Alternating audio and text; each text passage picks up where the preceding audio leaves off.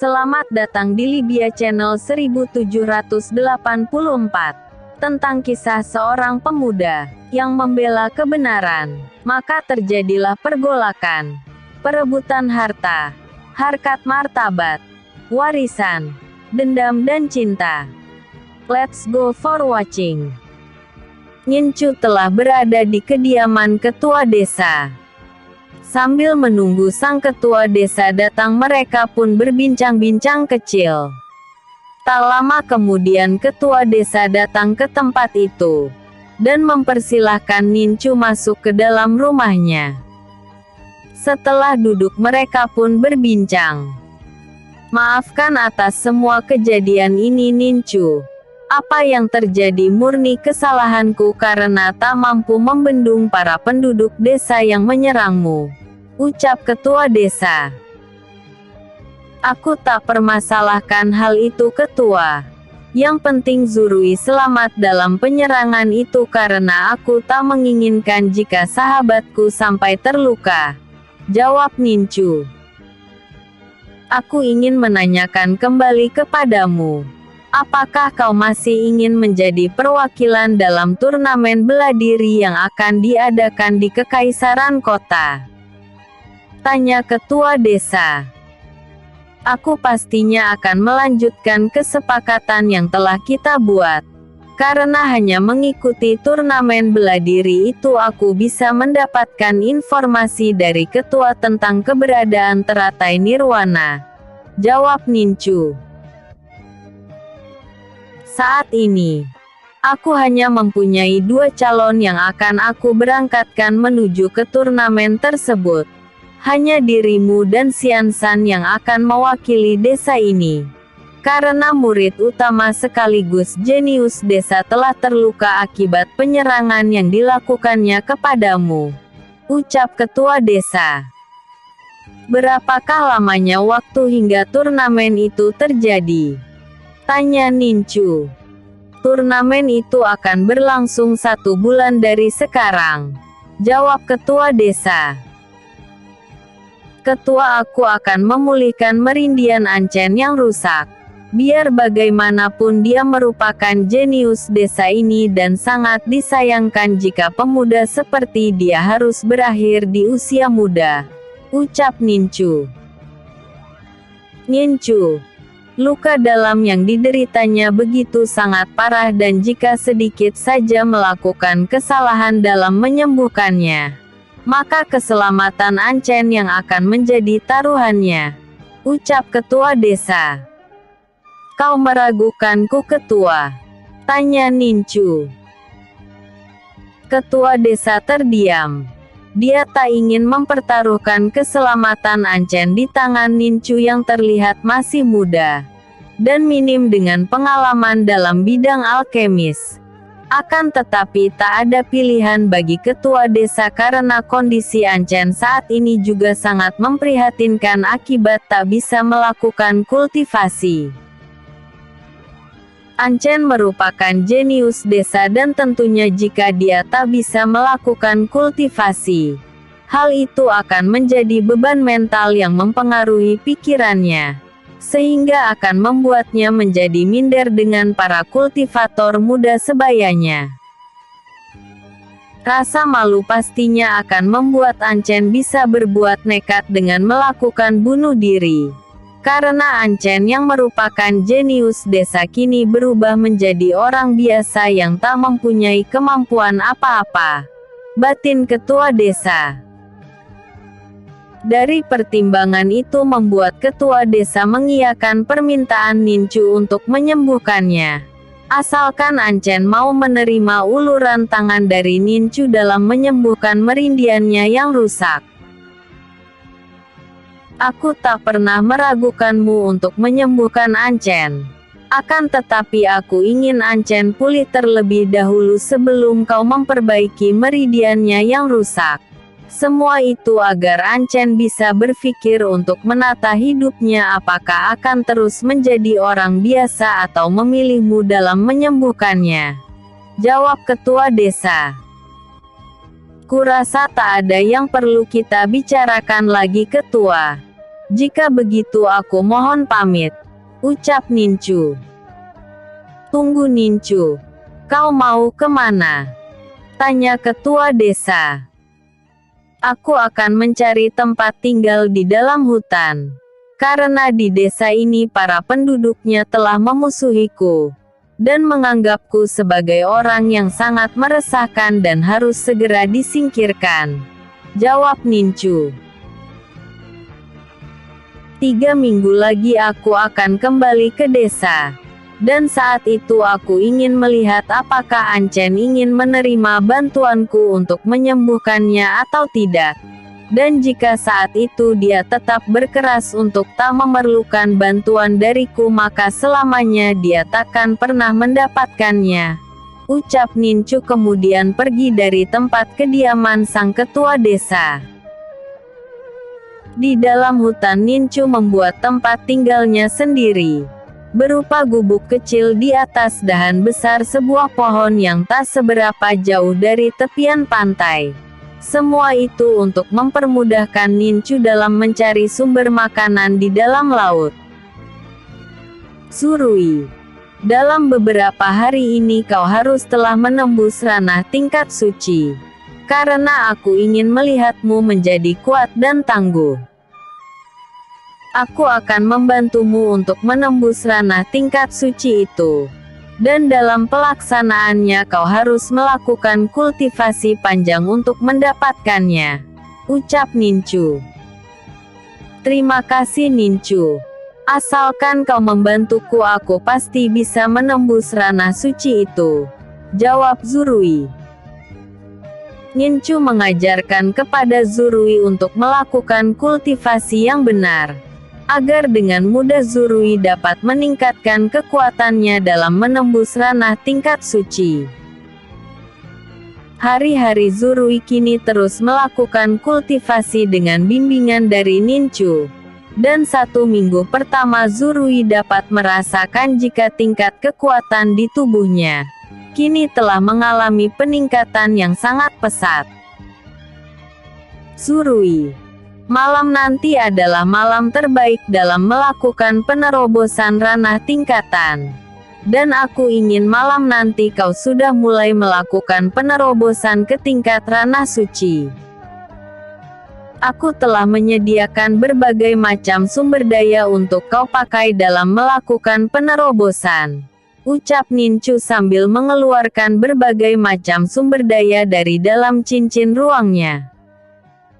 Setelah semua bahan siap, Zurui mulai melakukan penerobosan dengan menyerap berbagai macam sumber daya yang telah dipersiapkan oleh Nincu.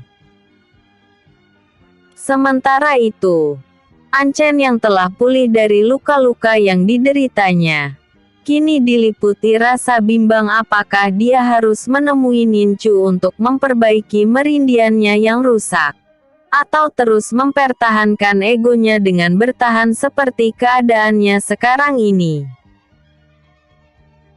Tak ada pilihan bagiku. Aku harus menemui Nincu dan meminta maaf atas apa yang telah kulakukan padanya. Toh selama ini dia tak pernah mengusikku ataupun merendahkanku. Selama ini malah aku yang mencari-cari masalah dengannya. Karena rasa cemburuku atas dirinya yang saat ini begitu dekat dengan ketua desa. Setelah mempertimbangkan segala sesuatunya, Ancen pada akhirnya memutuskan untuk pergi menemui Nincu di dalam hutan. Maka malam itu juga Ancen meninggalkan rumahnya untuk pergi ke dalam hutan, tempat keberadaan Nincu di sana. Dari jauh ketua desa terus memantau kepergian Ancen dari kejauhan. Semoga saja Nincu bisa menyembuhkan Ancen. Karena hanya Nincu yang sanggup untuk menyembuhkannya, batin ketua desa. Bersambung. Episode sebelumnya, Nincu vs Ketua Ancau. Episode berikutnya, berjiwa kesatria. Gagiok, berjiwa kesatria. Malam itu Ancen nekat datang ke tempat Nincu berada. Kehadiran Anchen sudah dirasakan oleh Nincu sehingga dia pun datang menemuinya. Anchen terdiam saat berhadapan dengan Nincu. Tak ada satu kata pun yang bisa terucap dari mulutnya. Setelah berhadapan dengan Nincu, ada rasa malu yang teramat sangat saat dirinya ingin meminta kepada Nincu untuk menyembuhkan merindiannya yang telah rusak, sehingga membuat Anchen tak bisa berkata apa-apa di hadapan Nincu. Mengapa aku sangat bodoh sehingga mau meminta tolong padanya untuk menyembuhkanku? Jika dia menolakku, bukankah itu lebih memalukan lagi dari apa yang kurasakan saat ini? Batin Anchen. Seketika itu gejolak perasaannya bercampur aduk menjadi satu, yang membuat tekanan di dalam hati Anchen menjadi tak stabil. Sudah terlanjur aku berada di sini. Jika aku membalikkan tubuhku dan melangkah pergi, bukankah hal itu akan membuat Nincu mentertawakanku? Dia pasti akan menganggapku sebagai seorang pengecut jika berhadapan dengannya. Lebih baik aku mengatakan kepadanya keinginanku. Terserah apa yang ingin diperbuatnya setelah itu, yang penting aku telah berusaha untuk meminta pertolongan padanya. Batin Anchen. Anchen lantas menghembuskan nafasnya dengan keras. Kemudian menatap ke arah Nincu tanpa adanya perasaan takut di hadapan pemuda yang selama ini menjadi musuhnya itu. Nincu, selama ini hubungan kita kurang begitu baik. Dan aku ingin meminta maaf atas semua kesalahanku kepadamu. Jika kau berkenan, aku ingin kau memperbaiki merindianku yang rusak, ucapnya. Diamnya Nincu bukannya menunggu apa yang ingin diucapkan oleh Anchen.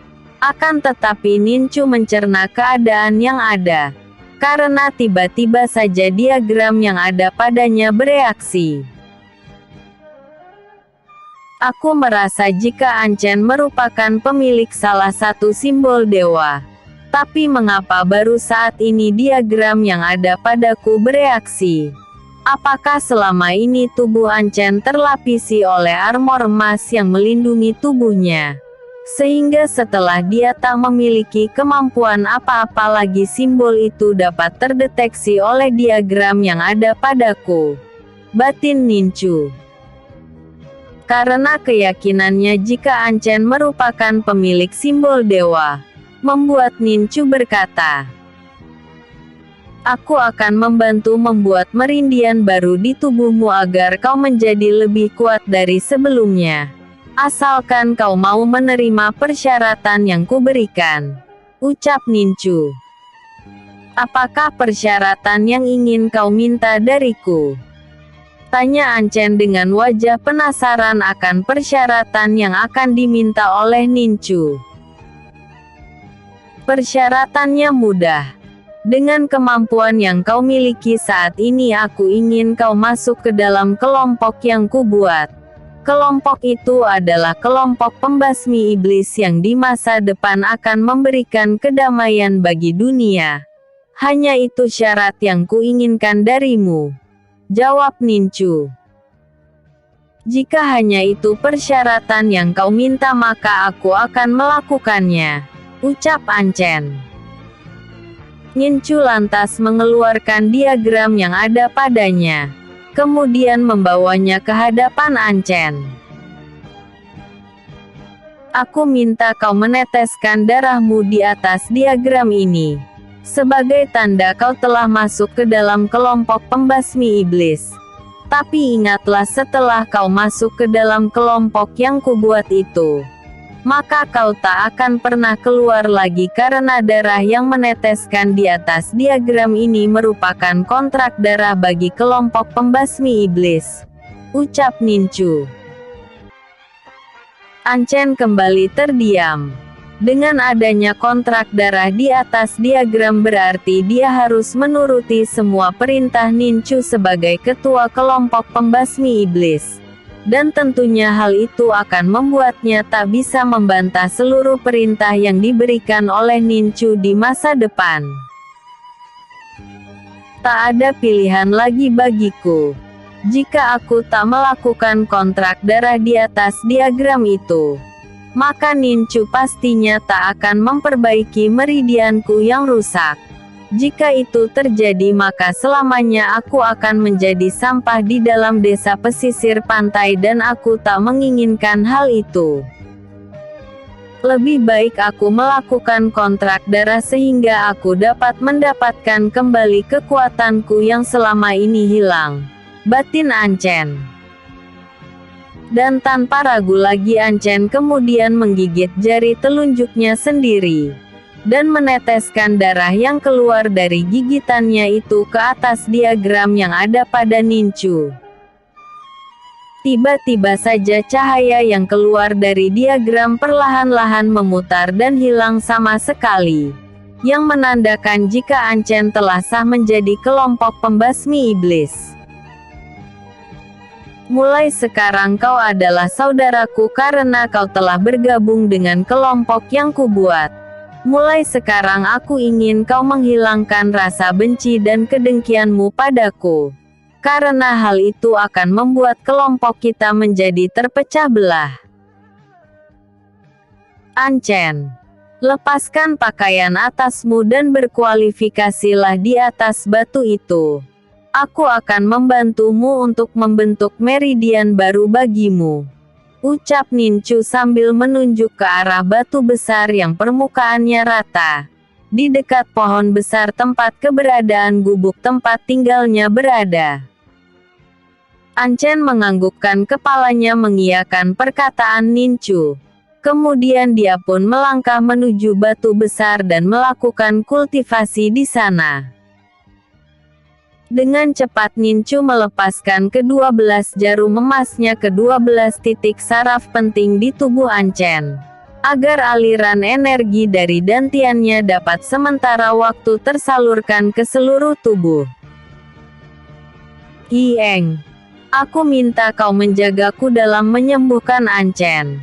Karena dalam penyembuhan yang kulakukan itu aku tak bisa terganggu karena akan sangat fatal bagi kami berdua, jika penyembuhan itu belum selesai pada waktunya.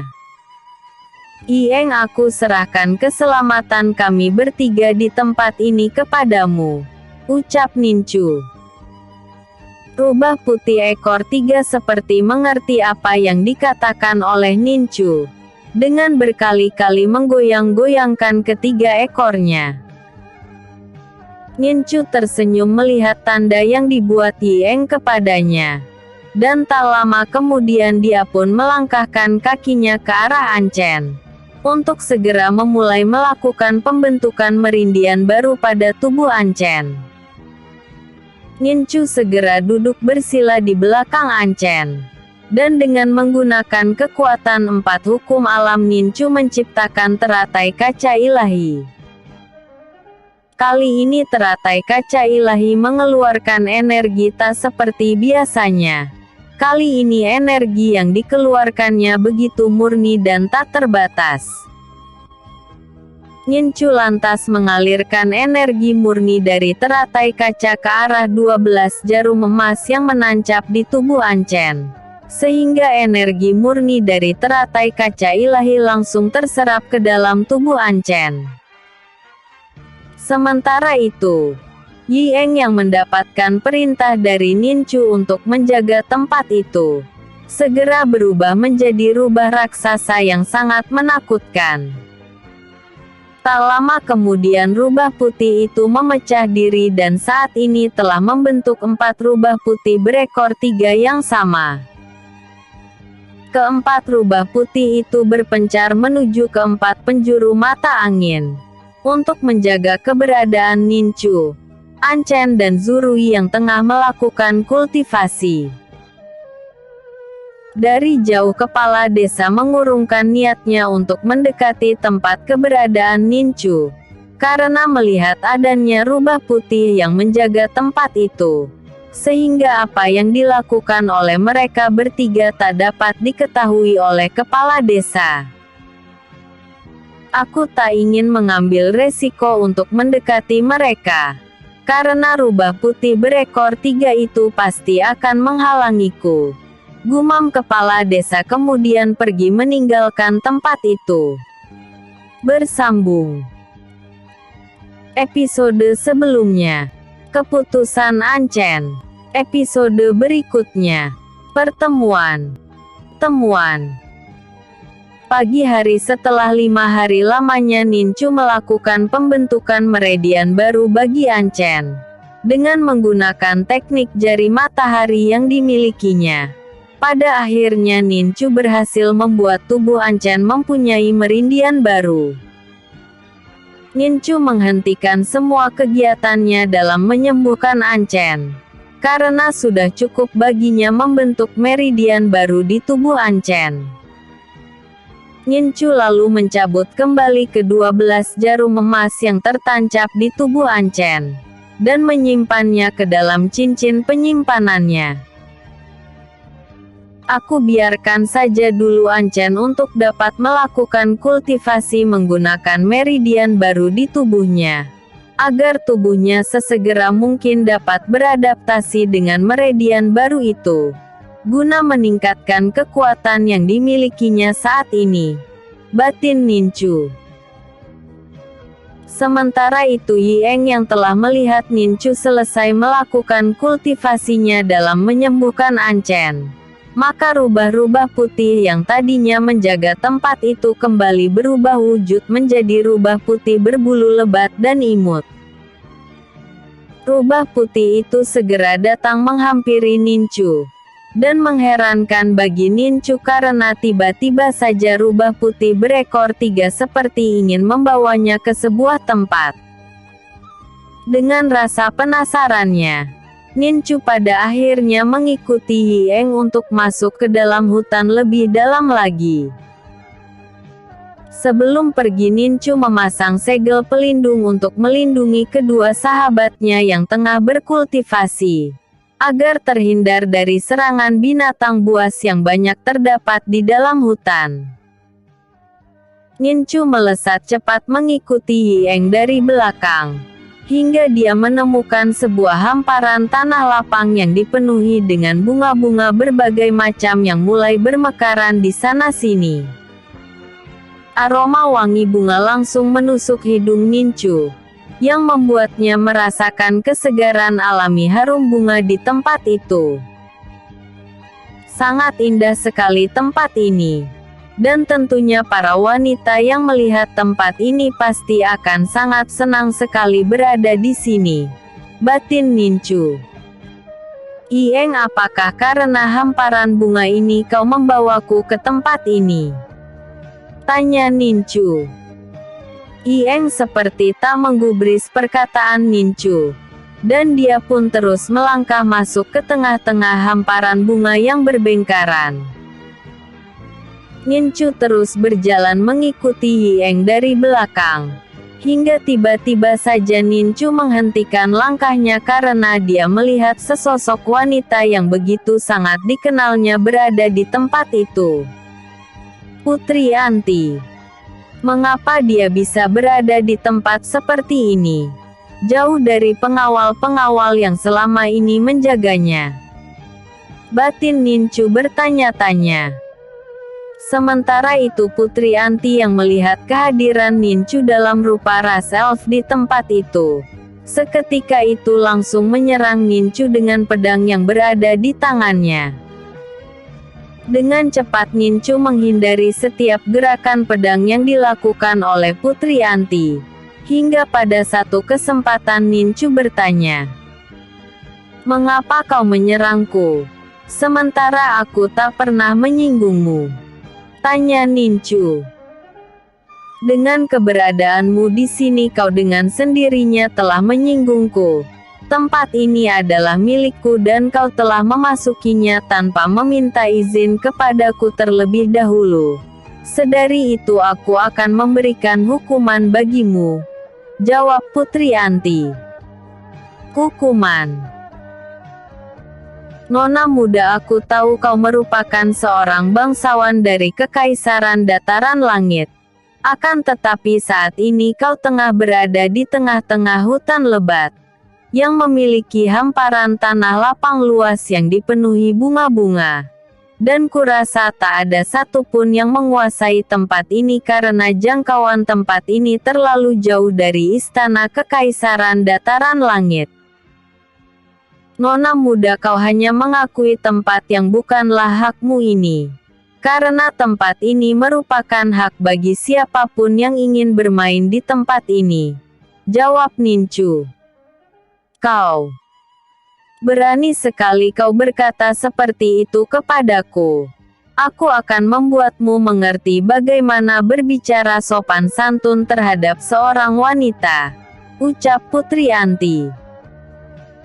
Tak lama kemudian pertarungan pun terjadi di antara mereka berdua, hingga membuat area yang tadinya tenang kini berubah menjadi gaduh dengan suara-suara pertarungan yang terjadi. Dengan tingkat kekuatan yang dimiliki Nincu, pada akhirnya dia mampu meraih cadar yang dikenakan oleh sang putri. Setelah mendapatkan cadar sang putri, Nincu segera meninggalkan tempat itu menggunakan teknik langkah bayangan yang dimilikinya. Putri Anti yang melihat pemuda yang bertarung dengannya telah melarikan diri dari tempat itu, membuat sang putri merasa geram dan kesal kepadanya. Tiba-tiba Putri Anti mendengar suara pemuda yang tadi bertarung dengannya dari kejauhan, dan suara itu begitu sangat jelas di telinganya. Hari ini aku dapat melihatmu merupakan satu keberuntunganku, karena aku dapat melihat sosok wanita tercantik di alam ini yang tak pernah kulihat sebelumnya. Tapi sayang seribu sayang kau masih terlihat sedikit gendut, sehingga mengurangi sekian persen dari kecantikanmu itu. Aku akan membawa kadarmu ini bersamaku sehingga aku dapat selalu mengingat pertemuan kita ini. Karena pertemuan hari ini mungkin hanya bisa terjadi satu kali seumur hidupku. Dan jika keberuntungan terjadi kembali kepadaku dan para dewa mempertemukan kita kembali, maka aku ingin pertemuan kita itu tak seburuk ini, ucap Nincu dari kejauhan. Lancang sekali kau. Jika kita bertemu kembali aku akan memberi perhitungan padamu yang telah membuat suasana hatiku kesal. Apalagi kau begitu sangat berani mencuri cadar yang kupakai, dan mengataiku gendut. Teriak Putri Anti melepaskan amarahnya. Tak kenal maka tak sayang. Itulah yang terjadi di antara kita. Nona gendut, jika dalam 3 hari kau masih mengingat pertemuan kita ini, maka dewa pasti akan mempertemukan kita kembali. Dan kuharap saat itu kau mau mentraktirku minum dan aku akan mengembalikan cadar yang telah kuambil darimu, ucap Nincu. Terlihat Putri Anti begitu sangat kesal pada pemuda yang baru dikenalnya itu, sehingga dia pun meremas tinjunya sendiri untuk melampiaskan kekesalan yang ada. Tiba-tiba saja beberapa wanita yang merupakan kultivator kuat dari istana kota kekaisaran, yang juga merupakan penjaga sang putri berdatangan dari rimbunnya pepohonan hutan. Apa yang telah terjadi putri? Mengapa di sini terdapat bekas-bekas pertarungan? Tanya pemimpin penjaga tersebut. Arau. Tak terjadi apa-apa di sini. Tadi aku tengah berlatih hingga meninggalkan bekas seperti ini, jawab Putri Anti.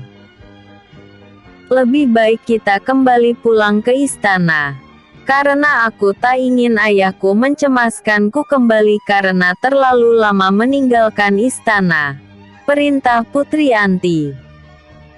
Baik putrilah jika itu keinginanmu putri, ucap Arau singkat. Setelah bertemu kembali dengan Putri Anti, membuat Nincu teringat kembali akan pertemuannya pertama kali dengan sang putri. Dan dia pun terus memandangi cadar sang putri yang berada di genggaman tangannya saat ini. Mengapa aku selalu memikirkannya sementara dia telah membuatku sakit hati dengan mengingkari janji 3 tahun yang lalu.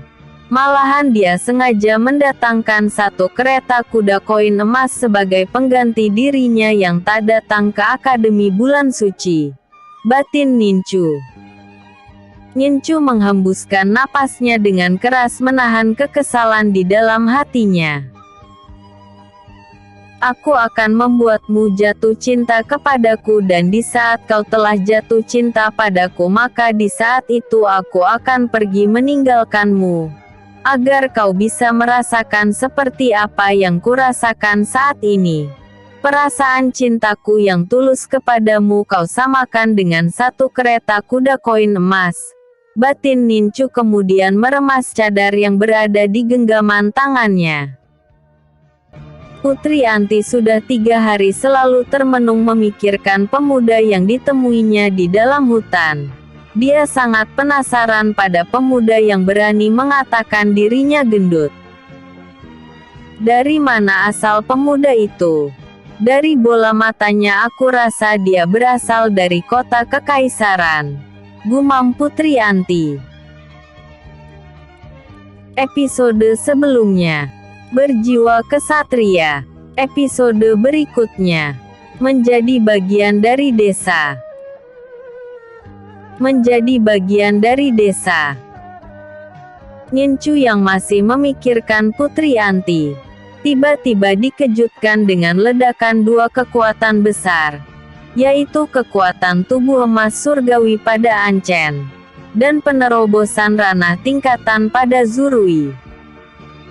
Nincu sangat senang melihat kedua anggota dari kelompok pembasmi iblis yang didirikannya telah mencapai hasil yang maksimal malam itu. Zurui begitu sangat terkejut melihat kehadiran Ancen dengan tubuh emasnya di tempatnya berada. Dia pun lantas menyerangnya karena dianggap sebagai ancaman bagi Nincu. Pertarungan tangan kosong pun tak terhindarkan lagi, di mana saat ini Zurui yang telah berada di ranah suci, mampu mengimbangi kecepatan serang yang dilakukan oleh Ancen. Dari kejauhan Nincu menyaksikan pertarungan itu dengan seksama. Sengaja Nincu tak menghentikan jalannya pertarungan yang terjadi. Semua itu karena Nincu ingin melihat perkembangan yang ada pada Zurui. Apakah dia sudah mampu untuk mengimbangi Ancen yang sudah berada di ranah suci sama seperti dirinya saat ini? Dan ternyata Zurui telah mampu untuk mengimbangi Ancen yang membuat Nincu sangat senang dibuatnya. Dan di saat mereka berdua ingin menggunakan kekuatan terkuat yang dimilikinya, Nincu dengan segera melesat ke tengah-tengah pertarungan. Melihat Nincu berada di tengah-tengah pertarungan, membuat kedua petarung menghentikan serangannya. Zurui, Ancen, sudah cukup pertarungan yang kalian lakukan. Aku tak ingin adanya pertumpahan darah di antara kalian. Karena kalian berdua merupakan anggota dari kelompok pembasmi iblis, ucap Nincu. Zurui semakin tak percaya dengan apa yang baru saja didengarnya dari mulut Nincu. Jika Ancen yang selama ini telah memusuhi Nincu, kini berbelok arah 180 derajat dengan bergabung di dalam kelompok pembasmi iblis. Apakah benar yang kau katakan? Jika Ancen telah bergabung dengan kita? Tanya Zurui. Nincu menatap Zurui lekat-lekat. Dia tahu jika sahabatnya itu takkan pernah percaya akan hal itu jikalau tak melihat pembuktiannya langsung. Dengan semua pertimbangan yang ada Nincu pun lantas berkata, Ancen, aku ingin kau menunjukkan simbol di lengan kananmu itu. agar Zurui yakin terhadap keberadaanmu sebagai salah satu anggota di dalam kelompok pembasmi iblis, ucap Ninchu. Mendengar perintah Ninchu, Anchen segera menyingkap kain yang menutupi lengan kanannya. Dan tampak di lengan kanan Anchen terdapat simbol dewa yang berupa simbol matahari. Zurui kini yakin jika Anchen merupakan salah satu bagian dari kelompok pembasmi iblis. Dia pun lantas berjalan ke arahnya dan mengulurkan tangan kanannya sambil berkata, "Apakah kau tak ingin menjadi saudaraku, hingga kau hanya menatap uluran tanganku kepadamu ini?" tanya Zurui. Mendengar perkataan Zurui, tanpa ragu Anchen lantas menyambut uluran tangan Zurui. Dan tak lama kemudian mereka berdua pun saling berpelukan satu dengan yang lainnya. Keakraban mereka bertiga pun terjadi di malam itu. Sambil memanggang hewan buruan mereka bertiga bercerita hingga canda dan tawa mengisi kesunyian malam di dalam hutan belantara itu. Pagi hari, matahari bersinar sangat cerah karena tak ada awan gelap yang menutupi sinarnya. Burung-burung pun berkicau riang dengan nyanyian alam yang sangat merdu dalam menyambut sang surya di pagi itu. Waktu yang tersisa untuk kita semakin sempit dalam mempersiapkan diri menghadapi turnamen bela diri yang akan dilaksanakan di Kekaisaran Kota. Sedari itu pagi ini kita akan pergi ke desa untuk menemui ketua desa. Siapa tahu ada beberapa saran darinya untuk kita semua, ucap Ninchu. Ninchu, hari ini juga aku akan membersihkan namamu dari desa. Karena masalah yang terjadi di antara kita hanyalah kesalahpahaman belaka, ucap Anchen. Kurasa ketua desa pasti akan senang mendengar hal ini. Karena kalian berdua bisa akur dan sanggup mengikuti turnamen bela diri yang akan diadakan. Ninchu, ada baiknya kau meminta penangguhan hukuman bagi Anchu. Paling tidak meringankan hukuman yang dijatuhkan oleh pengadilan desa terhadapnya. Karena dalam hal ini Anchu tak sepenuhnya bersalah. Semua itu hanyalah rasa kepeduliannya terhadap desa pesisir pantai yang tak ingin jika adanya manusia di dalam desa, timpal Zurui. Aku pasti akan melakukan seperti apa yang kau katakan. Paling tidak ketua desa akan mempertimbangkan kembali masalah itu, ucap Ninchu.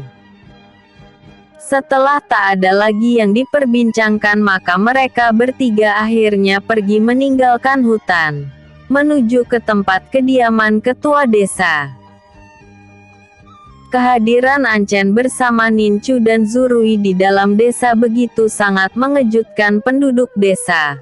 Mereka menjadi bertanya-tanya mengapa Anchen yang telah dilukai oleh Ninchu malah sekarang begitu akrab dengannya.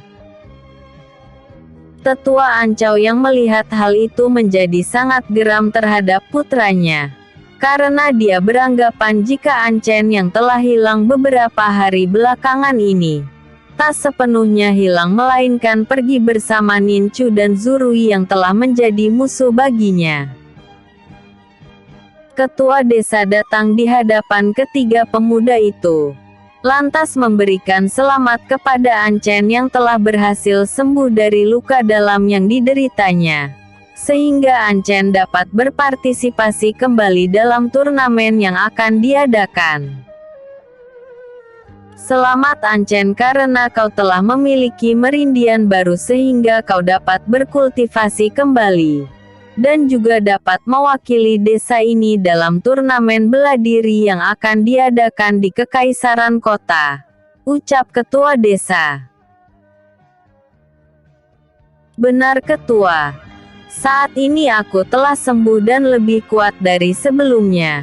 Semua itu karena Nincu yang telah memberi kehidupan baru bagiku setelah keterpurukan yang selama ini kurasakan. Dan aku ingin seluruh warga desa dapat menerima Nincu kembali. Karena permasalahan yang terjadi semua itu hanyalah kesalahpahaman belaka. Jawab Anchen. Apakah benar yang kau katakan jika kau telah sembuh dari kerusakan merindian di dalam tubuhmu? Tanya tetua Ancau secara tiba-tiba kepada Anchen. Benar ayah. Saat ini merindianku merupakan pemberian dari Nincu. Dan tingkat kekuatan yang kumiliki sekarang telah berada di ranah suci puncak yang selangkah lagi akan menembus ranah tingkat dewa. Jawab Anchen. Karena rasa penasaran dengan apa yang dikatakan putranya, Tetua Ancau seketika itu langsung ingin menguji kekuatan Anchen dengan menyerang ke arahnya. Anchen yang mengetahui jika ayahnya tengah memujinya, lantas menyambut serangan itu dengan kekuatan ranah suci puncak yang dimilikinya. Benturan kedua telapak tangan di udara menimbulkan gelombang energi yang sangat besar. Baik Anchen maupun Tetua Ancau sama-sama terseret sejauh puluhan meter ke belakang akibat benturan kedua energi yang tercipta. Tetua Ancau yang belum sembuh total dari luka dalam yang dideritanya, pada akhirnya memuntahkan darah segar dari mulutnya. Walaupun sang tetua merasakan sesak di dadanya akibat benturan kedua energi yang terjadi, hal itu tak mengurangi keinginannya untuk pergi ke arah Anchen untuk memberikan selamat padanya. Anchen langsung menyongsong tubuh ayahnya yang sedikit goyah, dengan memapah tubuhnya. Selamat putraku, kau sekarang telah pulih dan lebih kuat dari sebelumnya. Aku sangat senang melihatmu seperti ini dapat tersenyum seperti dulu lagi. Ucap Tetua Ancau. Ayah, setelah kejadian itu aku merasa putus asa dan hampir mengakhiri hidupku sendiri. Untung saja Nincu dapat membuat merindian baru bagiku sehingga aku mendapatkan kehidupan baruku. Ayah, walaupun Nincu dan Zurui merupakan ras manusia, akan tetapi sifat yang ditujukannya begitu mulia. Aku yang berkali-kali telah menyinggungnya sama sekali tak memberikan dendam di hatinya. Malahan dia mundurkan tangannya untuk menyembuhkanku. Ayah, mulai saat ini kami bertiga telah mengangkat sebagai saudara. Dan jika ada yang ingin mempersulit maupun melukai mereka berdua, maka aku akan menjadi ujung tombak untuk menghancurkannya. Jawab Anchen. Melihat keseriusan di wajah putranya, Tetua Ancau menyuruh Anchen untuk membawanya ke hadapan Nincu dan Zurui. Setelah di hadapan Nincu, Tetua Ancau meminta maaf sambil membungkukkan badan memberi hormat, dan berterima kasih kepadanya atas semua yang telah dilakukan Nincu kepada putranya. Apa yang Anda lakukan, Tetua? Aku tak bisa menerima penghormatan dari Anda, karena aku yang lebih muda yang pantas melakukan penghormatan kepada Anda.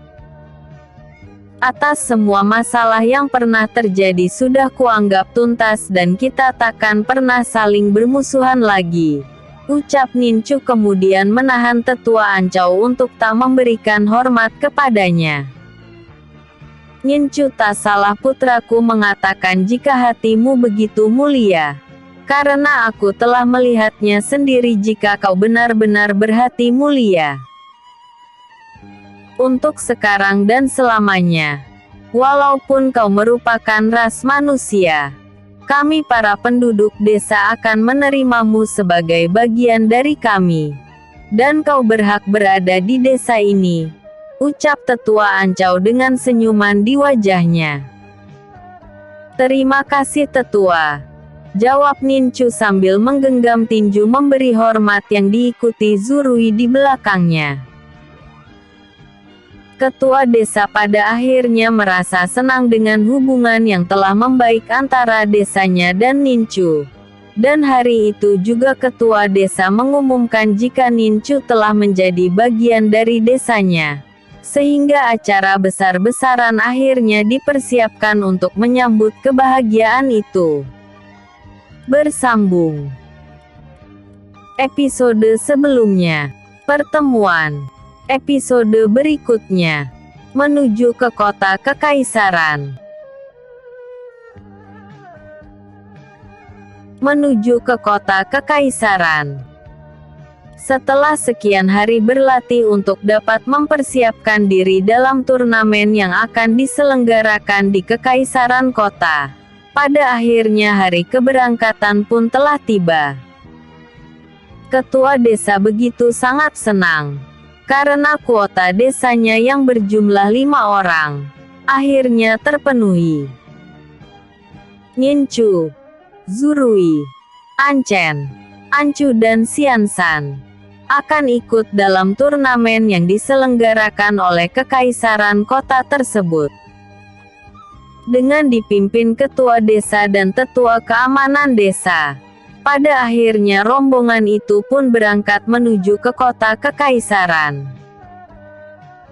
Ketua desa memakai kereta kuda dalam perjalanannya menuju ke kota kekaisaran kali ini.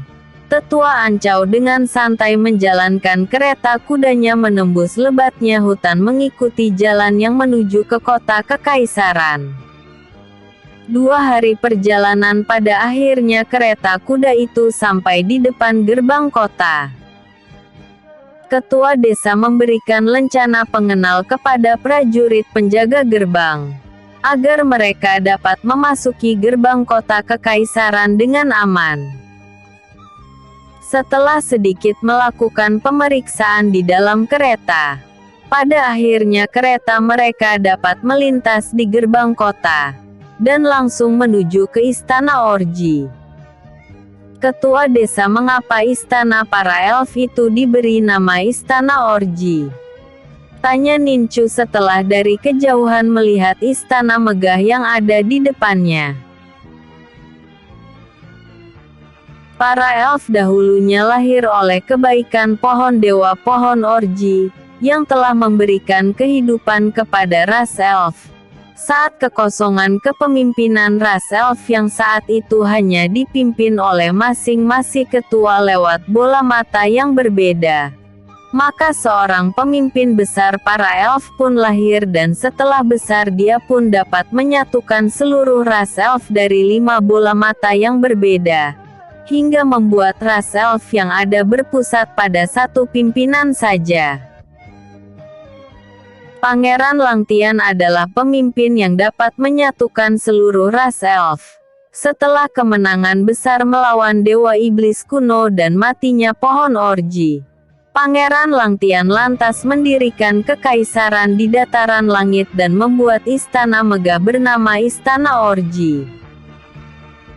Setelah 10.000 tahun berlalu pertumbuhan dan perkembangan kekaisaran elf semakin pesat hingga saat ini. Kaisar Langanzor membawa kekaisaran menuju kejayaannya. Jawab ketua desa. Kaisar Langanzor biasa dipanggil Kaisar Anzor. Ada berapa putra dan putri yang dimiliki Kaisar Ansor? Tanya Nincu kembali. Kaisar Anzor memiliki 1 permaisuri bernama Ning Yue dan 3 selir. Dari sang permaisuri Kaisar Anzor memiliki putra bernama Pangeran Ansher, yang merupakan pemuda super jenius yang dimiliki kekaisaran dataran langit. Dia memiliki kemampuan dan kekuatan yang diturunkan langsung dari sang ayah, yang merupakan kekuatan turun-temurun dari para leluhur kaisar pertama yaitu kekuatan peri kuno Phoenix surgawi. Tapi sangat disayangkan Pangeran Ansher memiliki watak yang sombong, sehingga dia memilih-milih siapa yang akan menjadi temannya. Dan dia pula lah dalang sehingga penduduk kota begitu sangat meremehkan dan menindas para penduduk desa di pesisir pantai. Anak Kaisar Anzor yang kedua merupakan seorang wanita yang bernama Putri Anti. Dia sangat susah diatur dan mempunyai sifat mandiri.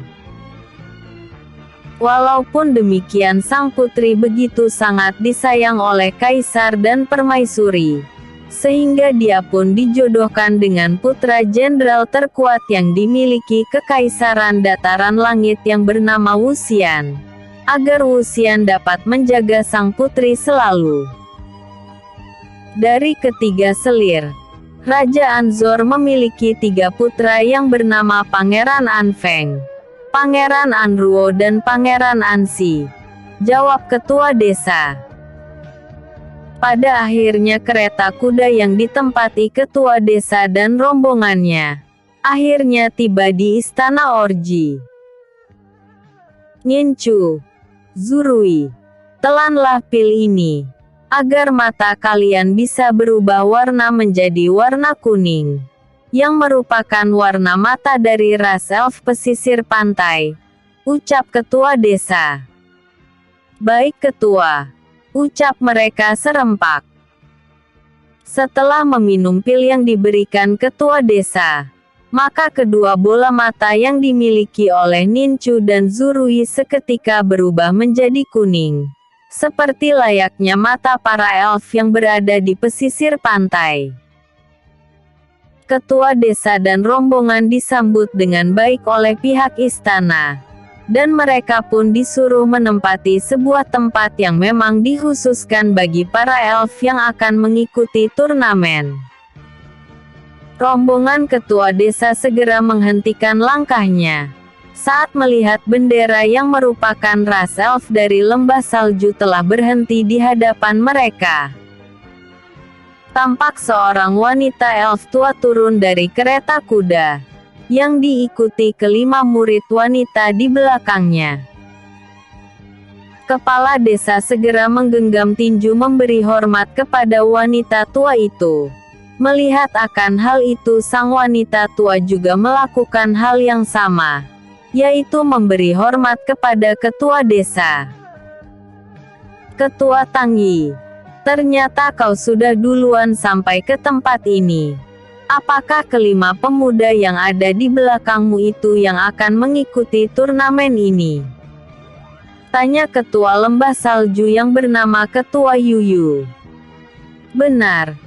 Kelima pemuda yang bersamaku merupakan kelima pemuda yang akan mengikuti turnamen ini, jawab ketua Tangyi. Semoga pemuda-pemuda desamu itu tak akan mengecewakan saat di turnamen menanti, ucap ketua Yuyu dengan senyum meremehkan. Kita lihat saja nanti, bagaimana kelima pemuda dari desaku akan menjuarai turnamen ini. Jika begitu aku mohon diri, ucap ketua desa kemudian pergi meninggalkan tempat itu yang disusul dengan kelima pemuda desanya. Yuiling yang merupakan murid tertua datang menghampiri sang guru. Guru, siapa mereka? Tanyanya. Dia adalah ketua desa pesisir pantai Tangyi, dan kelima pemuda desanya yang akan mengikuti turnamen bela diri ini. Kalian semua harus mewaspadai pemuda yang berada di sisi kiri ketua Tangyi. Dia merupakan jenius dari desa pesisir pantai yang bernama Ancen. Dia memiliki kemampuan di atas rata-rata dari keempat pemuda lainnya, ucap ketua Yuyu. Ayo kita menuju ke tempat yang diberikan istana Orji bagi kita untuk beristirahat, ucap sang ketua. Ketua Yuyu membawa kelima muridnya menuju tempat yang telah disediakan oleh pihak istana. Di kediaman ketua desa yang berada di istana, Xiansan menanyakan kepada ketua desa siapa wanita tua yang berbicara dengannya tadi. Ketua desa, aku sangat penasaran dengan wanita tua tadi yang sepertinya menganggap remeh kita. Dari manakah dia berasal? Tanya Xiansan. Dia adalah ras elf mata putih dari lembah salju yang bernama Ketua Yuyu. Dia pernah menjuarai turnamen bela diri yang diselenggarakan 15 tahun sekali. Dan kelima wanita yang bersamanya merupakan murid-murid yang dilatih khusus untuk turnamen bela diri bergengsi ini. Jawab ketua desa. Guru, apakah kau mengetahui kelima nama wanita yang bersamanya? Tanya Ancen. Terlihat ketua desa menganggukkan kepalanya. Dia pun lantas berkata, yang memakai cadar berwarna merah merupakan murid tertua yang bernama Yuiling. Yang bercadar putih bernama Yusi. Yang bercadar kuning bernama Ling Mei. Yang bercadar hijau bernama Ling Sen, dan yang terakhir sekaligus merupakan murid termuda dan super jenius yang dimiliki lembah salju. Dia bernama An Yue dengan cadar berwarna ungu. Kalian harus berhati-hati dengan wanita muda yang bernama An Yue itu. Karena di usia 17 tahun dia telah mewarisi kekuatan dari ketua Yuyu. Dan berhasil menembus tingkat ranah dewa. Jawab ketua desa. Ngincu yang tadinya hanya mendengarkan penjelasan dari ketua desa, kini sangat penasaran dengan wanita muda dari lembah salju yang bernama An Yue. Aku ingin mengetahui seberapa besar kekuatan wanita muda itu, yang digadang-gadang sebagai wanita super jenius dari lembah salju. Batin Nincu. Bersambung. Episode sebelumnya.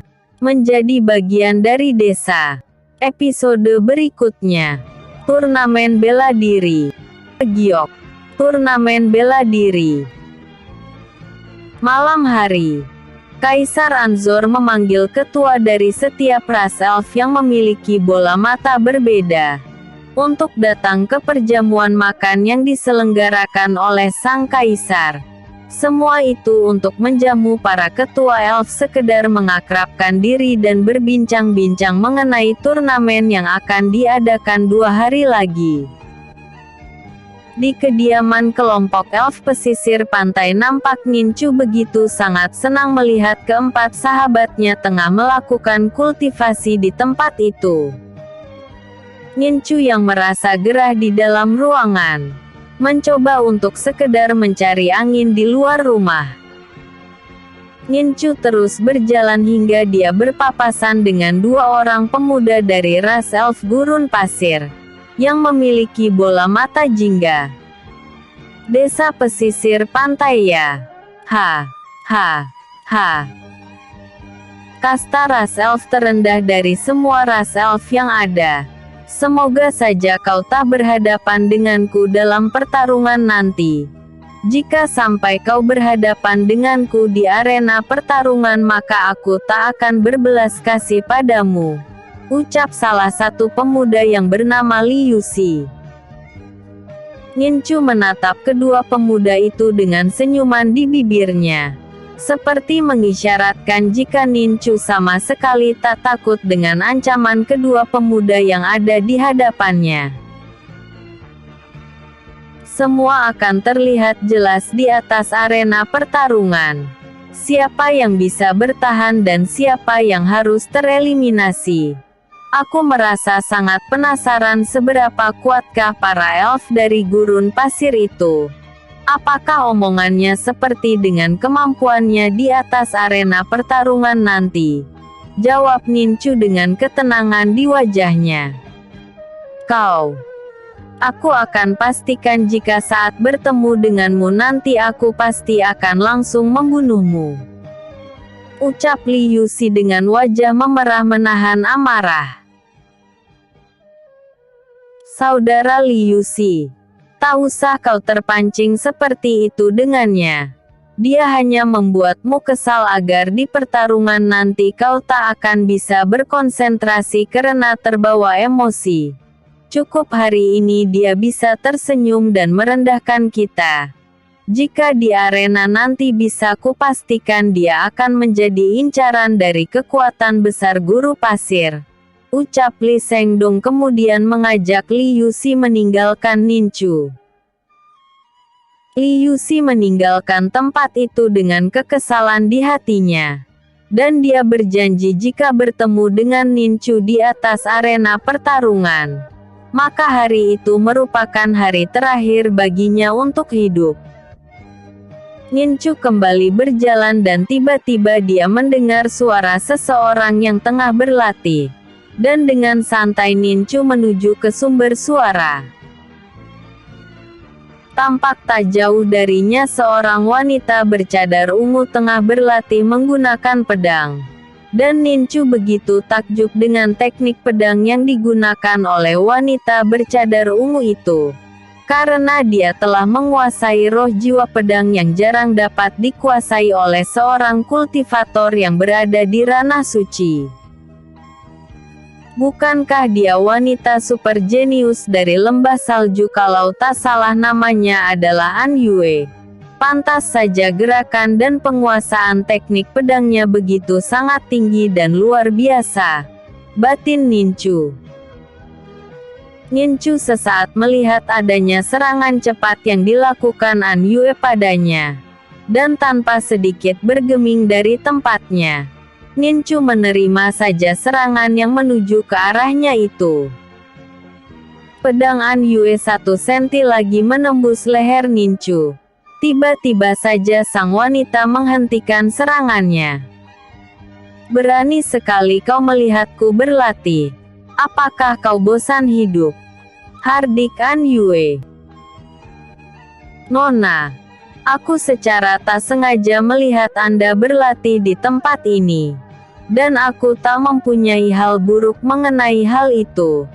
Nona, biar bagaimanapun aku tak mungkin bisa mengalahkan Anda dengan ranah dewa yang telah Anda miliki saat ini. Jadi aku meminta maaf karena telah menyinggung Anda, jawab Ninchu. Tiba-tiba saja Ninchu merasakan jika diagram yang dimilikinya bereaksi. Yang menandakan jika wanita muda yang ada di hadapannya merupakan pemilik simbol dewa. Sepertinya akan sangat sulit bagiku untuk merekrutnya menjadi anggota kelompok pembasmi iblis.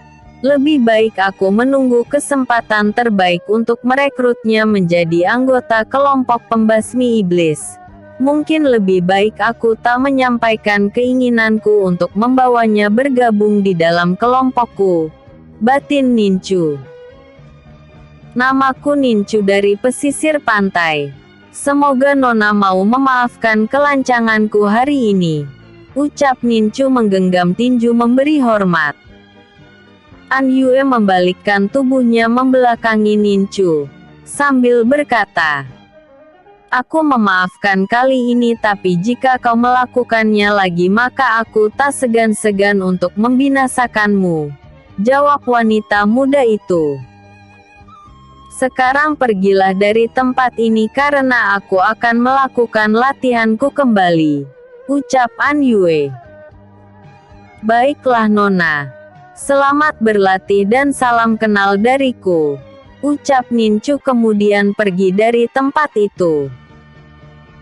Mengapa guru tak begitu suka pada para elf di wilayah pesisir pantai? Jika aku melihat sifat pemuda tadi aku merasakan jika pemuda itu cukup baik dan sopan, batin An Yue. An Yue kemudian melakukan latihannya kembali, tanpa menghiraukan pertemuannya dengan Ninchu. Hari yang ditunggu-tunggu pun tiba bagi para peserta turnamen. Ada 5 ras elf berbeda yang akan bertanding di turnamen bergengsi 15 tahun sekali. Raja Anzor sedikit memberikan kata sambutan dari pelaksanaan turnamen bela diri yang akan segera berlangsung. Di atas podium utama Raja Anzor yang ditemani permaisuri dan ketiga selirnya, tampak gagah memakai baju kebesarannya. Aku ingin pertarungan yang terjadi berlangsung adil, dan memegang teguh sifat kebersamaan. Pertarungan ini bertujuan untuk mencari bibit-bibit berbakat yang ada di Kekaisaran Dataran Langit, yang kelak akan menjadi generasi penerus para kultivator terhebat di masa depan. Dari Istana Orji akan menurunkan 6 kuota yang akan bertarung. Semua itu untuk melihat pemuda berbakat yang ada di istana. Walaupun dari istana menurunkan pangeran serta seorang putri yang akan mengikuti turnamen bela diri, jika dalam pelaksanaannya mereka harus kalah maka aturan yang ada tetap menjadikan mereka didiskualifikasi karena kalah bertarung. Jika ada dendam dari para pangeran maupun putri maka aku yang akan bertanggung jawab dalam hal ini, yaitu untuk menjaga keselamatan kalian yang telah mengalahkan pangeran maupun putri, ucap Kaisar Anzor. Tepuk tangan seketika itu menggemuruh dengan sorak-sorai para penonton yang antusias ingin menyaksikan pertarungan. Di tempat lain, tepatnya di podium tempat para ketua dari masing-masing murid yang akan mengikuti kompetisi, Jenderal Wu Genji begitu sakit antusias jika para pangeran dari Istana Orji akan memenangkan turnamen yang terjadi, sehingga dengan sombong dia pun berkata, turnamen bela diri yang terjadi hari ini merupakan bela diri terbesar di dataran langit, dan tentunya para pangeran dari istana yang akan menjadi juaranya.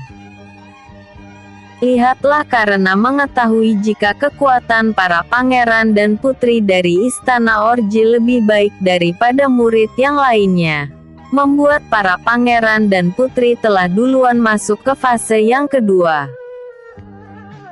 Hari ini akan diundi 4 ras elf dengan bola mata berbeda. Mereka semua akan bertarung untuk memenangkan pertarungan, yang pemenangnya akan bertemu dengan tim dari Istana Orji, ucapnya sang jenderal. Semua ketua hanya terdiam mendengar perkataan sang jenderal.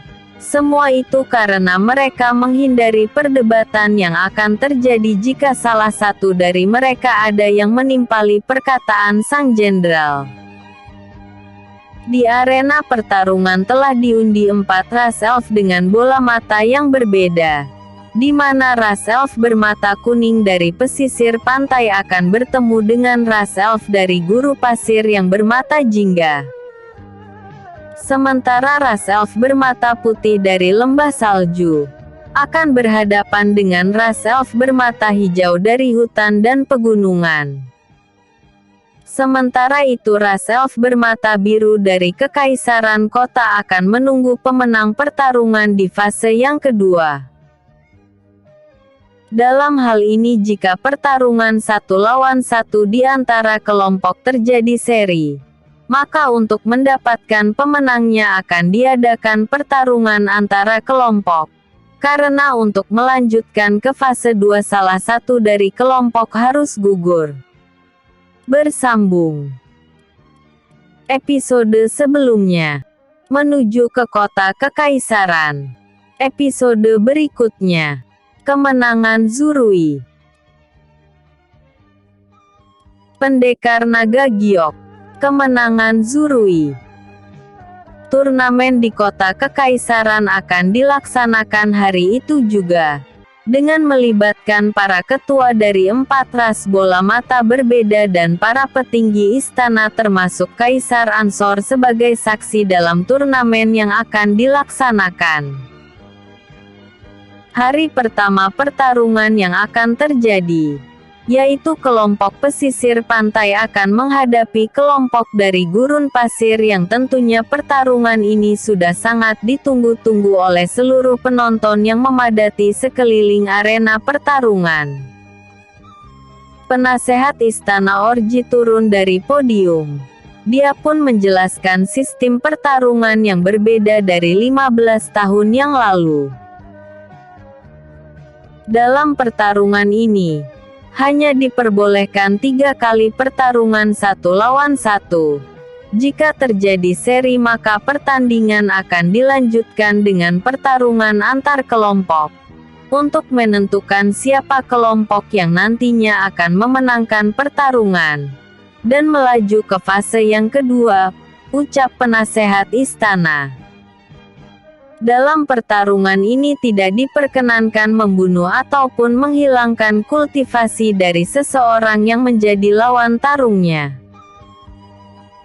Jika ada salah seorang petarung yang keluar dari arena pertarungan, maka orang tersebut dinyatakan telah kalah dalam pertarungannya, sehingga yang masih berdiri di kokoh di atas arena pertarungan akan memenangkan pertarungan itu. Sekarang silahkan kedua kubu yang akan bertarung mengajukan salah seorang dari kelompoknya, agar maju ke atas arena untuk bertarung. Ucap penasehat istana kembali. Biar aku yang maju duluan. Ucap Ancen meminta izin kepada Nincu. Nincu menggelengkan kepalanya sambil berkata, dalam pertarungan kelompok seperti ini, untuk mendapatkan kemenangan kita harus mempunyai strategi khusus. Jika tidak, kita pasti akan mengalami kendala yang akan mempersulit kita untuk mendapatkan kemenangan. Aku ingin Zurui yang maju duluan untuk dapat memberikan shock terapi kepada kelompok gurun pasir itu. Karena para ras gurun pasir sekarang ini pastinya tengah mengincar dirimu yang dianggap merupakan kekuatan terbesar yang dimiliki elf muda pesisir pantai. Ucap Nincu. Nincu sengaja menyuruh Zurui untuk maju terlebih dahulu. Mengingat Zurui pengguna kekuatan petir yang pastinya akan membuat pengguna kekuatan pasir seperti halnya para elf dari gurun pasir akan sangat kesulitan untuk mengatasinya. Aku mengikuti semua keinginanmu Nincu.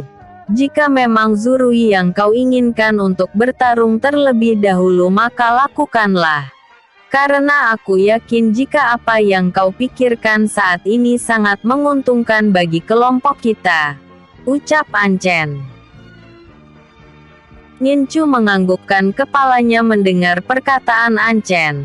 Yang tak disangka olehnya jika pemuda itu telah banyak berubah dengan mau mendengarkan pendapat orang lain. Tak seperti dahulu yang brutal dan sangat arogan. Dan tak sedikit pun tak mau menerima saran dari orang lain.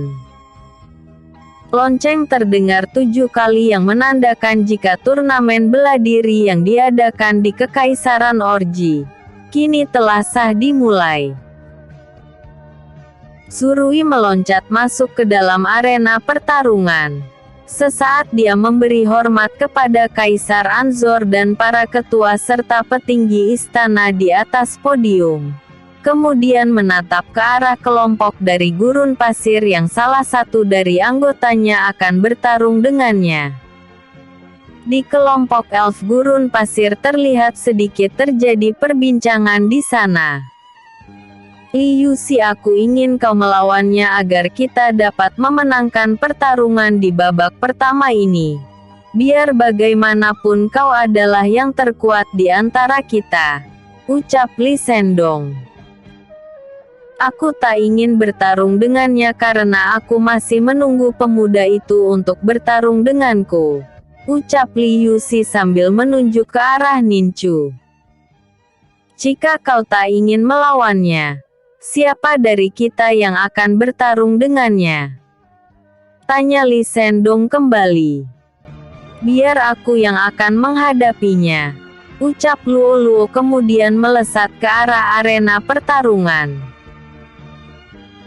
Zurui terdiam, dia tak menyangka jika lawan tarungnya kali ini merupakan seorang wanita. Akan tetapi Zurui tetap waspada dengan keberadaannya. Karena wanita yang menjadi lawan tarungnya kali ini merupakan seorang kultivator di ranah suci. Penasehat istana segera keluar dari dalam arena pertarungan setelah memasang segel pelindung di sekitar arena. Semua itu agar efek pertarungan yang tercipta tak akan mengganggu para penonton yang menyaksikan jalannya pertarungan. Luo Luo segera menyerang Zurui dengan pedang yang berada di genggaman tangannya, dengan kecepatan yang sulit dilihat oleh mata biasa. Teknik pedang kesunyian gurun pasir begitu sangat luar biasa. Pergerakan pedang yang merobek angin hampir tak terdengar sedikit pun oleh Zurui. Zurui tak tinggal diam. Dia pun lantas menghindari setiap serangan pedang yang mengarah kepadanya, dan memberikan balasan berupa serangan tangan kosong yang tak kalah mematikannya. Pertarungan terus terjadi hingga beberapa saat lamanya. Kedua kultivator muda yang tengah bertarung itu memperlihatkan semua keterampilannya dalam segi bela diri yang dikuasainya. Teknik demi teknik mulai dikeluarkan oleh masing-masing petarung. Kini Luo Luo mulai menggunakan salah satu teknik gurun pasir yang dikuasainya, dengan mengubah arena pertarungan menjadi lautan pasir yang dapat menyedot Zurui kapanpun juga. Dengan menggunakan teknik langkah cahaya, Zurui dapat meringankan tubuhnya dan berjalan di atas permukaan pasir dengan mudah, hingga dia dapat terbebas dari pasir hidup yang sewaktu-waktu dapat menyedotnya masuk ke dalam sana. Sorak-sorai penonton bergemuruh saat menyaksikan pertarungan yang terjadi di mana Zurui mampu mengimbangi seorang kultivator kuat yang dimiliki gurun pasir.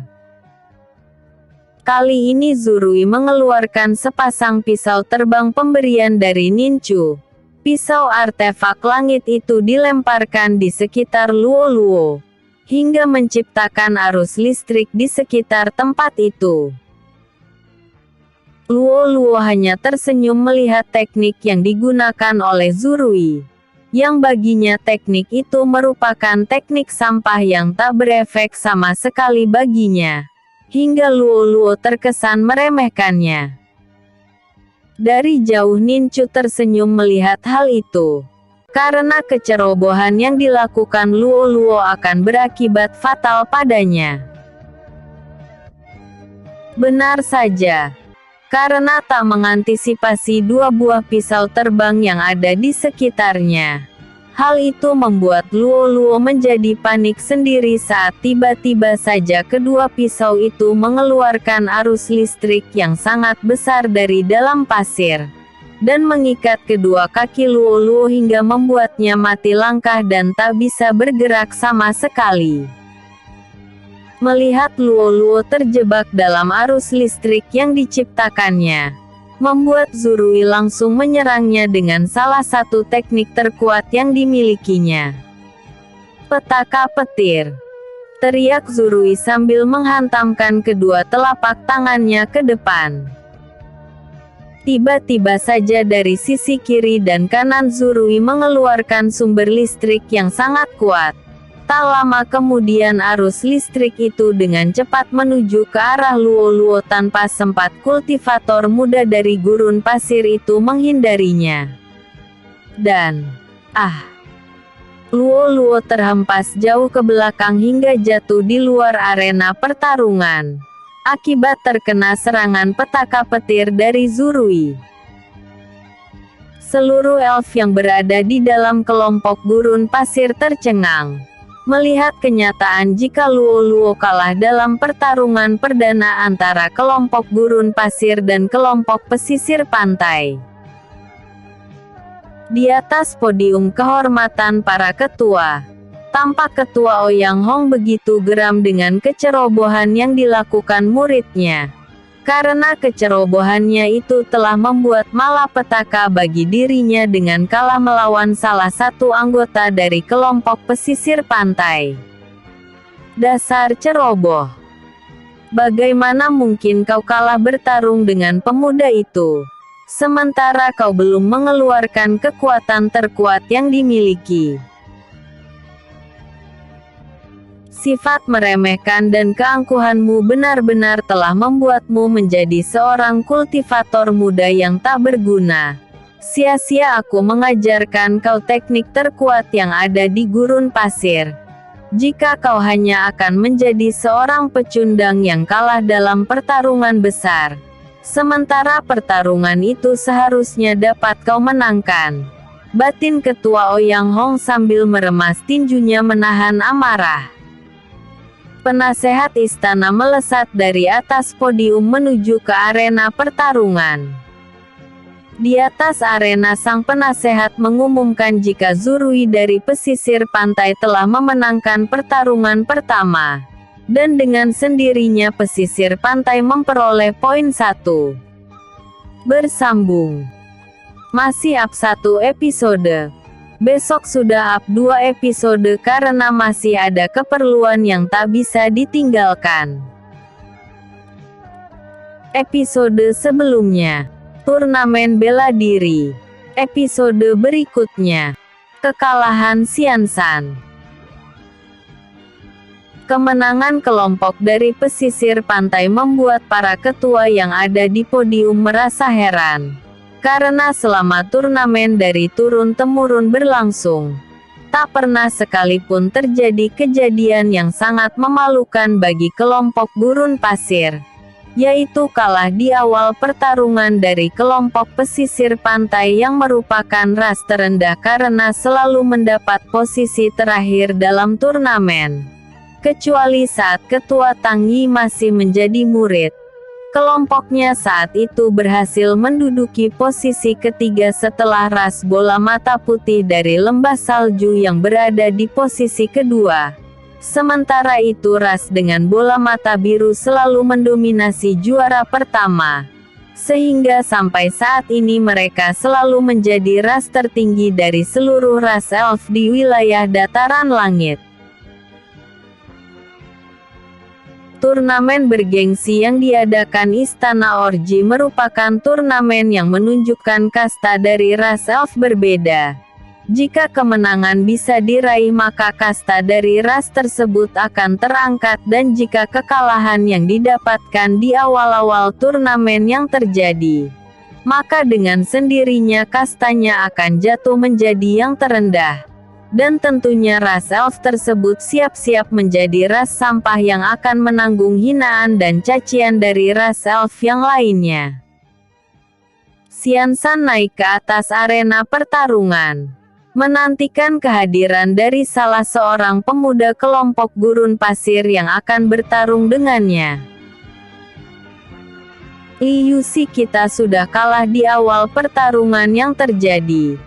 Jika kali ini kita sampai kalah lagi maka tim kita sudah dipastikan akan gugur. Dan saat ini aku ingin kau segera naik ke atas arena pertarungan untuk menghadapi pemuda dari pesisir pantai itu.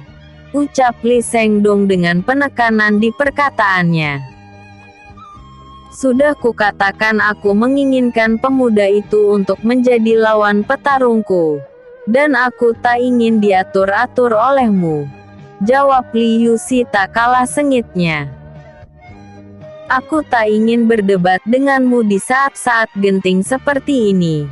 Aku akan menghadapi pemuda di atas arena itu dan pastinya aku akan mengalahkannya.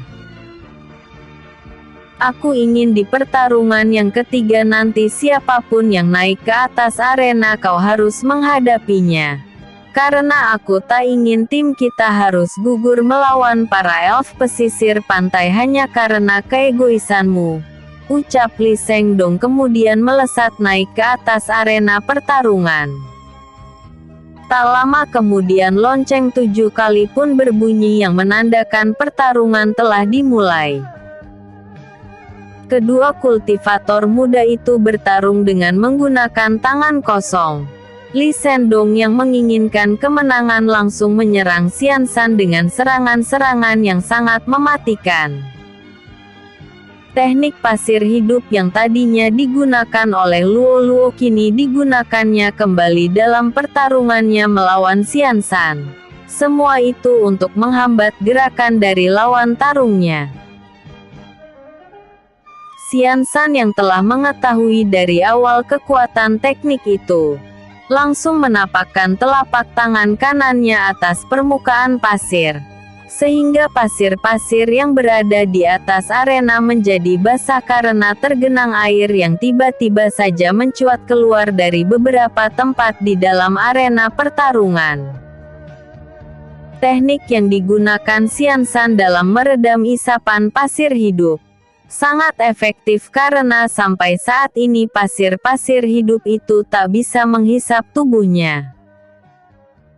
Xiansan yang juga menginginkan kemenangan agar timnya bisa dapat lolos ke fase yang kedua, langsung menggunakan teknik terkuat yang dimilikinya, yaitu badai ombak lautan.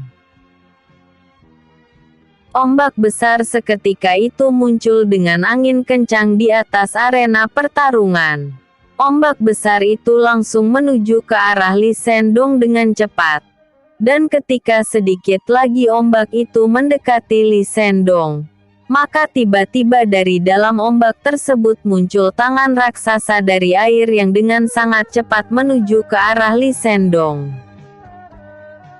Lee Sendong begitu terkejut melihat teknik aneh yang dikeluarkan lawan tarungnya.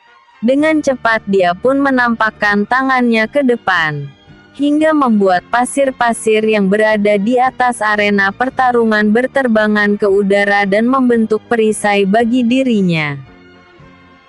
Benturan kedua energi pun terjadi antara serangan dari Xiansan dan perisai pasir dari Lee Sendong, hingga menimbulkan ledakan besar yang menggetarkan tempat itu.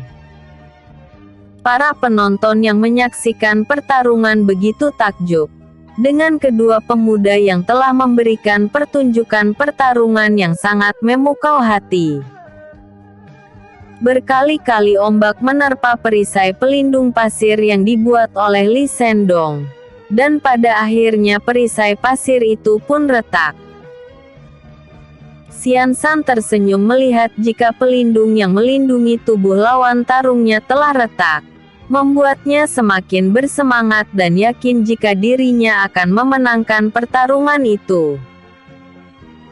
Xiansan langsung menghantamkan tinju tangan kanannya ke depan, sehingga dari dalam ombak besar itu keluar tinju raksasa dari air, dan menghantam ke arah perisai yang melindungi tubuh Lee Sendong saat ini.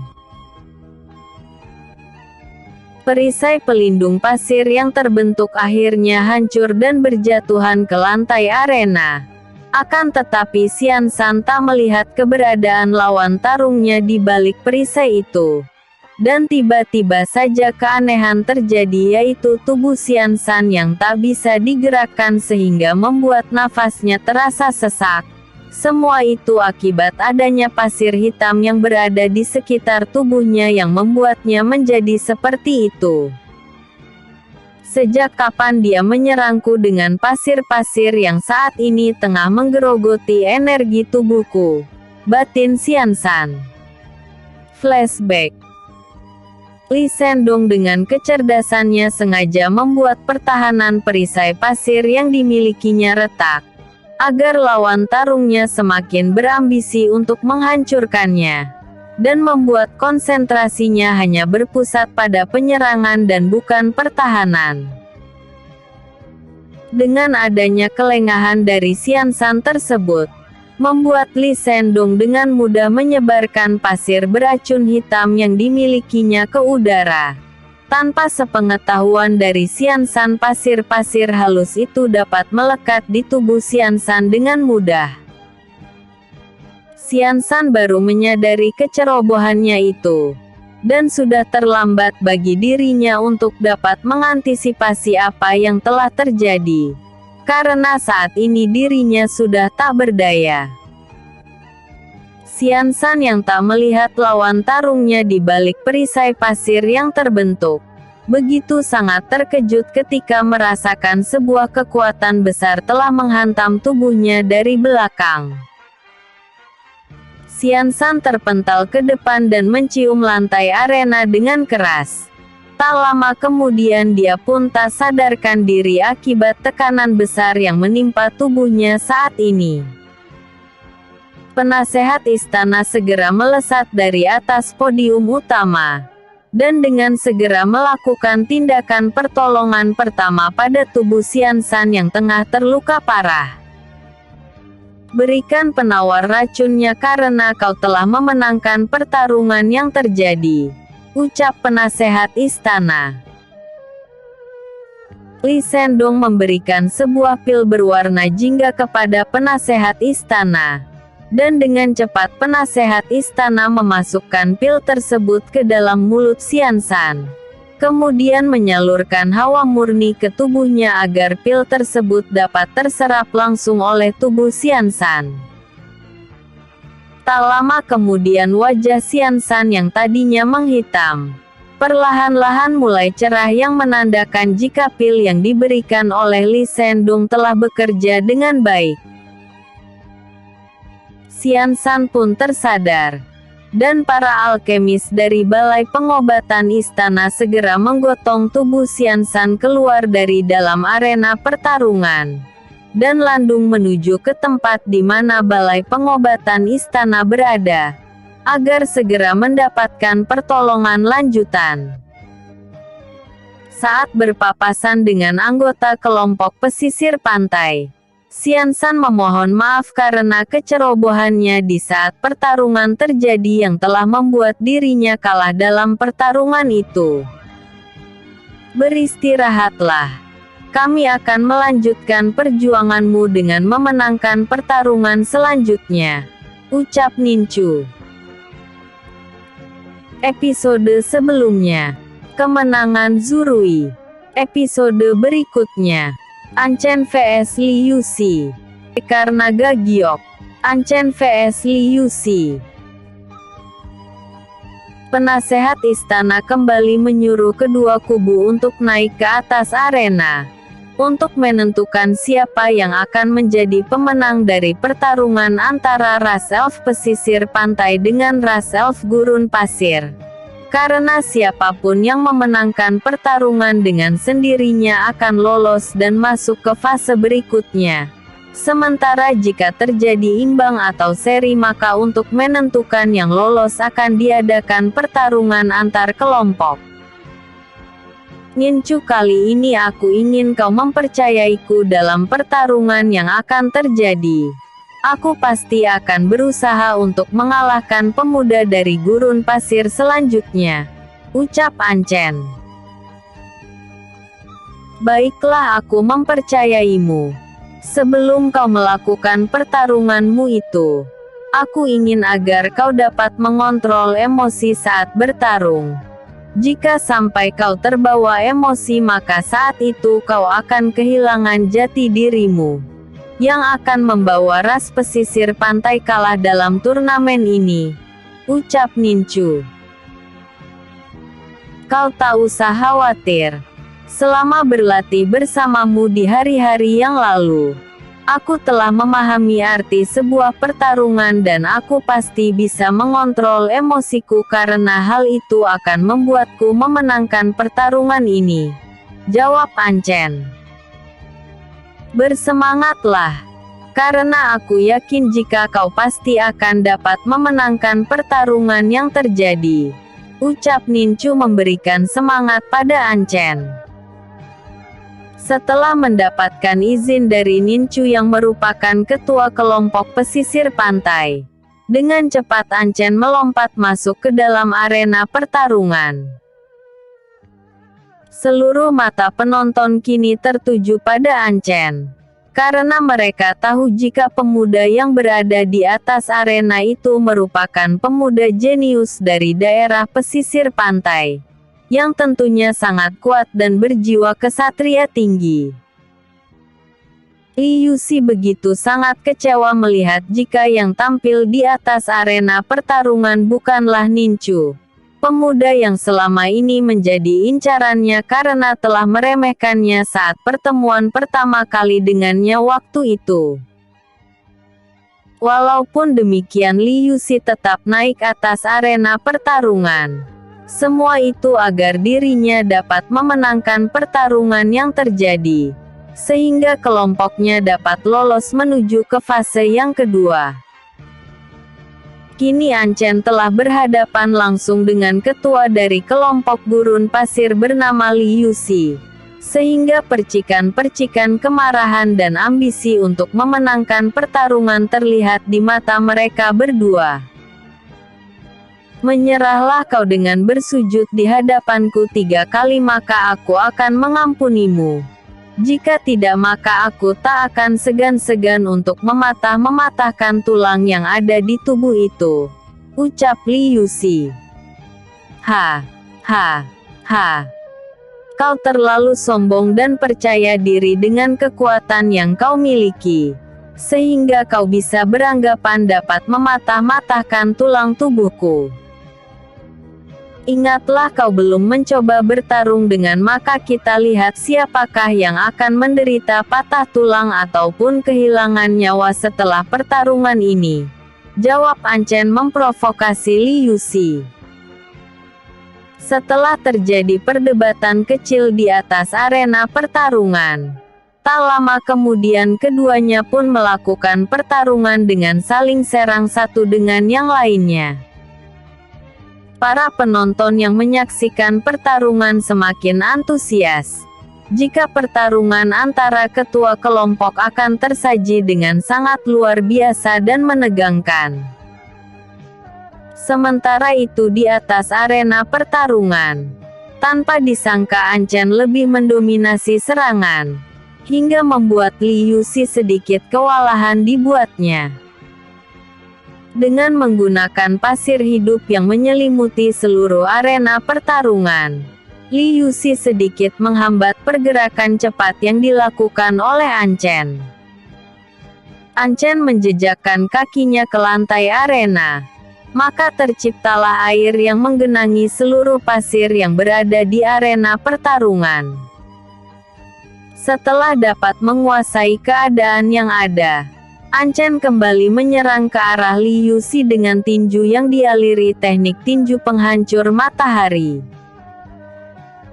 Seketika itu dari dalam tinju Anchen keluar bola energi yang menyilaukan mata. Semakin lama bola yang bercahaya terang itu semakin lama semakin membesar, hingga membuat aura yang sangat menindas terpancar ke seluruh arena pertarungan. Anchen melepaskan bola energi itu ke arah Li Yuxi, sehingga membuat bola bercahaya terang itu meluncur dengan deras ke arah ketua dari ras elf gurun pasir. Li Yuxi tak tinggal diam melihat serangan Anchen. Dia pun langsung memutar tubuhnya. Kemudian dengan cepat mengarahkan kedua telapak tangannya ke depan, sambil berteriak lantang. Raja Naga Gurun Pasir. Seluruh pasir yang berada di arena pertarungan berkumpul menjadi satu, hingga membuat bunyi bergemuruh yang sangat menyeramkan terdengar di sekitar tempat itu. Tiba-tiba saja kumpulan pasir yang telah menyatu itu membentuk sosok seekor naga besar dan sangat menyeramkan. Naga itu mengeluarkan suara menggelegar kemudian melesat cepat menuju ke arah bola bercahaya terang yang dilepaskan oleh Anchen sebelumnya. Ledakan energi tak terhindarkan yang membuat kedua pemuda itu sama-sama terseret jauh ke belakang. Tampak terlihat jika kedua pemuda itu mempunyai tingkat kekuatan yang sangat berimbang. Li Yuxi yang dapat menguasai diri terlebih dahulu segera melepaskan pasir racun hitam ke udara, yang membuat pasir-pasir itu dengan cepat menuju ke arah Anchen. Berhasil pasir-pasir beracun itu telah menyentuh tubuhnya. Sebentar lagi aku pasti akan memenangkan pertarungan ini, batin Li Yuxi dengan senyum kemenangan di bibirnya. Anchen yang merasakan jika tubuhnya kini telah dipenuhi oleh pasir-pasir hitam beracun, tetap tenang dan fokus pada pertarungannya. Karena tubuhnya saat ini telah membentuk perisai dari tubuh emas surgawi yang sedari tadi telah dikeluarkannya tanpa diketahui oleh lawan tarungnya.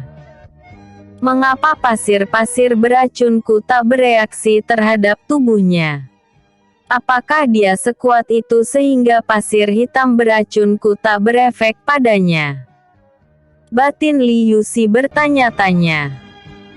Melihat hal itu, Li Yuxi segera menyiapkan kekuatan terkuatnya untuk mengalahkan An Chen. Dia pun lantas meloncat ke udara dan dari udara dia menghantamkan telapak tangannya ke arah An Chen. "Tapak naga penguasa surgawi," teriaknya. Tak lama kemudian muncullah sebuah telapak tangan bercahaya emas yang sangat besar, yang dapat memenuhi satu arena pertarungan hingga membuat An Chen akan sulit untuk menghindari serangan tersebut. Di luar arena pertarungan, seluruh penonton yang menyaksikan pertarungan yang terjadi begitu sangat terkejut mengetahui jika Li Yuxi dari Elf Gurun Pasir dapat menggunakan kekuatan surgawi yang sangat disulit dikuasai oleh para kultivator kuat yang ada di dunia. Kekuatan surgawi merupakan kekuatan yang hanya bisa didapatkan dari kerja keras berlatih tanpa henti, dengan membangkitkan kembali kekuatan leluhur terdahulu yang memang dahulunya leluhur itu telah memiliki kekuatan surgawi sebelumnya. Melihat serangan yang begitu mematikan ke arahnya, seketika itu juga tubuh An Chen bercahaya terang yang membuat pakaian yang melekat di tubuhnya hancur. Kini terlihat tubuh An Chen dipenuhi dengan retakan-retakan yang mengeluarkan cahaya emas dari retakan tersebut, yang membuatnya mengeluarkan aura yang sangat luar biasa besar. "Tubuh emas surgawi," gumam Kaisar Anzor saat cahaya kemasan itu menyelimuti tubuh An Chen. Kaisar Anzor begitu sangat terkejut jika salah seorang dari kelompok pesisir pantai dapat mengeluarkan tubuh surgawi, yang dari zaman dahulu kala kekuatan itu telah melegenda dan ternyata saat ini masih ada pemuda yang dapat menggunakannya. Pertarungan ini sangat menarik. Aku tak menyangka jika kedua pemuda itu begitu sangat tangguh dan memiliki kemampuan surgawi. Batin Kaisar Anzor sambil terus memantau jalannya pertarungan. Bersambung. Episode sebelumnya. Kekalahan Xiansan. Episode berikutnya. Hasil yang mengecewakan.